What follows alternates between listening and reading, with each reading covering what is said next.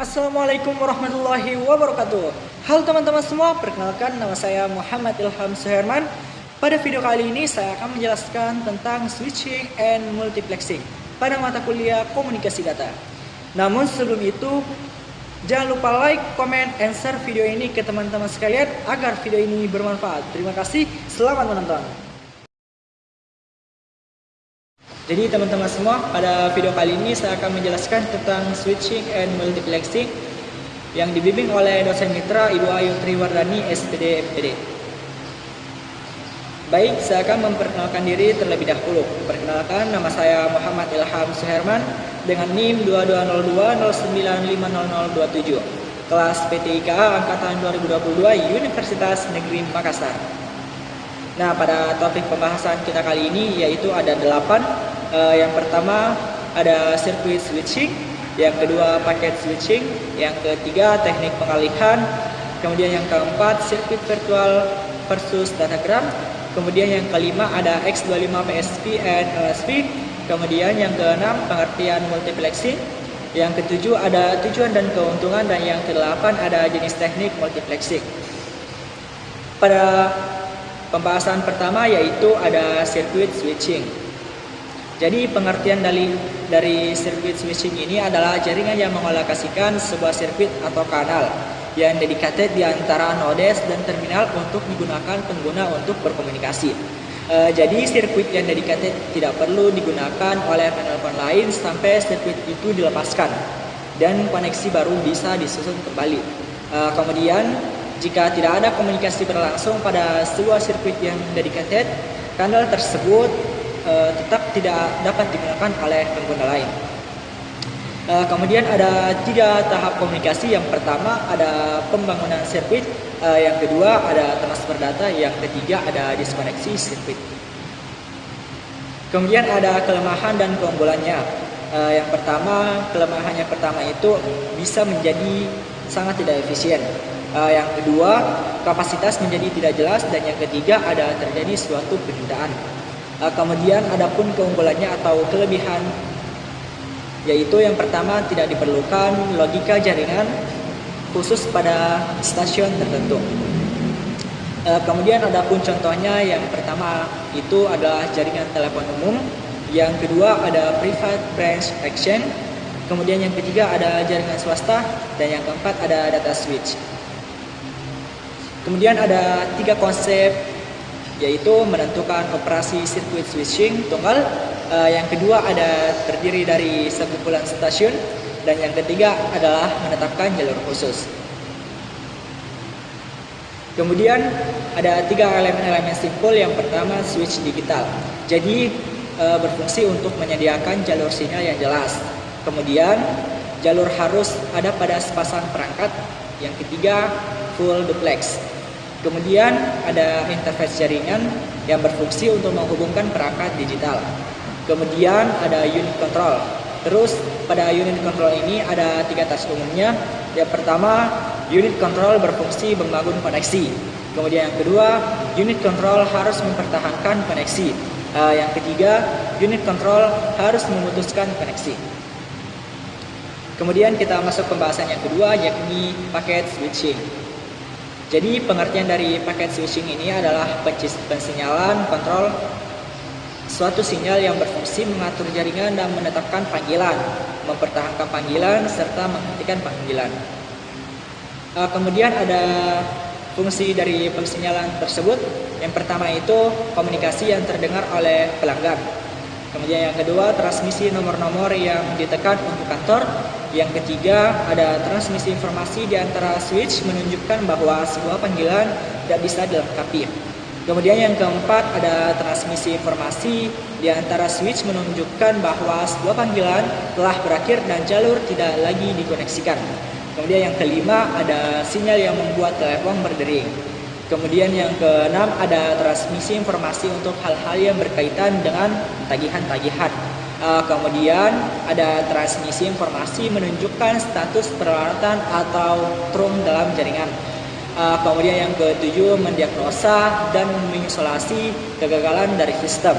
Kemudian yang terakhir ada kontrol dari peralatan khusus semacam peralatan channel satelit. Nah, kemudian ada tahap rangkaian koneksi. Yang pertama itu berkaitan dengan panggilan. Kemudian switch memberikan respon melalui bunyi dial yang terdengar. Kemudian pemanggil menekan nomor. Kemudian yang keempat, bila pesawat yang dipanggil tidak sibuk, switch menyalakan pesawat atau adanya panggilan yang datang dengan cara mengirim sinyal yang dering. Kemudian ada feedback disediakan untuk pesawat pemanggil oleh switch. Kemudian ada pihak yang dipanggil menerima panggilan dengan mengangkat genggam.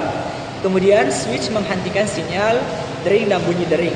Kemudian yang terakhir adalah koneksi dihentikan bila kedua pelanggan meletakkan genggam telepon. Kemudian ada lokasi pensinyalan, yaitu dipertimbangkan berdasarkan dua konteks. Yang pertama, pensinyalan di antara pesawat dan jaringan, kemudian pensinyalan di dalam jaringan atau internal. Kemudian untuk struktur jaringan pensinyalan, yaitu yang pertama kapasitas TPS, kemudian yang kedua kinerja jaringan, dan yang ketiga ketersediaan dan keandalan. Kemudian ada pensinyalan channel umum. Jadi dalam pensinyalan channel digunakan channel yang sama untuk membawa sinyal-sinyal. Jadi teman-teman sekalian, kontrol yang digunakan untuk membawa panggilan ke sinyal-sinyal kontrol yang berhubungan. Kemudian pensinyalan channel umum juga memiliki keunggulan. Yang pertama itu ada prosedur paling sederhana. Yang kedua, tidak rentan terhadap intervensi baik yang disengaja maupun antara pesawat dan sinyal kontrol. Kemudian yang ketiga, dikuranginya waktu setiap panggilan. Kemudian dan dengan asosiasi signaling. Jadi bisa dibentuk satu atau lebih titik-titik kontrol pusat. Adapun kelemahannya yaitu kerumitan dari tekniknya. Kemudian pada pembahasan yang ketiga yaitu teknik pengalihan. Jadi ada 3 teknik pengalihan, yaitu dari teknik pengalihan switching. Yang pertama ada circuit switching. Jadi circuit switching adalah suatu teknik yang secara langsung menghubungkan pengirim atau penerima dalam jalur tak terputus. Kemudian ada mixed switching, yang dimana dengan mixed switching tidak ada kebutuhan untuk membentuk jalur khusus antara 2 stasiun. Kemudian ketika stasiun mengirim pesan alamat tujuan ditambahkan ke pesan. Kemudian pesan tersebut kemudian ditransmisikan melalui jaringan secara keseluruhan dari node ke node. Kemudian yang ketiga ada packet switching. Jadi pada packet switching dapat dilihat sebagai solusi yang mencoba untuk menggabungkan keuntungan sirkuit switching dan mixed switching dan untuk meminimalkan kerugian dari keduanya. Jadi ada dua metode packet switching, yakni datagram dan virtual circuit. Jadi dalam kedua metode packet switching, pesan dipecah menjadi bagian kecil yang disebut paket. Kemudian kita masuk pembahasan yang keempat, yakni sirkuit virtual versus datagram. Nah, jadi pada virtual circuit ini pada dasarnya adalah suatu hubungan secara logik yang dibentuk untuk menyambungkan 2 stasiun. Kemudian dilabelkan dengan nomor sirkuit maya dan nomor urut. Pada paket dikirimkan dan datang secara berurutan. Kemudian pada datagram itu dalam bentuk datagram, setiap paket dikirimkan secara independen. Setiap paket diberi label alamat tujuan. Berbeda dengan sirkuit maya, datagram memungkinkan paket yang diterima berbeda urutan dengan urutan saat paket tersebut dikirim. Nah, kemudian kita masuk pembahasan topik yang kelima, yakni X25 PSP and LSP. Jadi pengertian dari X25 penggunaan virtual circuit itu yaitu adalah sebuah internasional telekomunikasi union telekomunikasi sektor standarisasi itu IT, kemudian protokol standar untuk komunikasi WAN yang mendefinisikan bagaikan koneksi antara perangkat pengguna dan perangkat jaringan. Kemudian pada X25 penggunaan virtual circuit, yaitu sebuah virtual circuit adalah koneksi logis yang diciptakan untuk memastikan diandalkan komunikasi antara 2 perangkat jaringan. Kemudian ada 2 jenis virtual circuit X25, yaitu yang pertama switched virtual circuit atau SFC, yaitu adalah koneksi temporer yang digunakan untuk transfer data yang jarang dilakukan.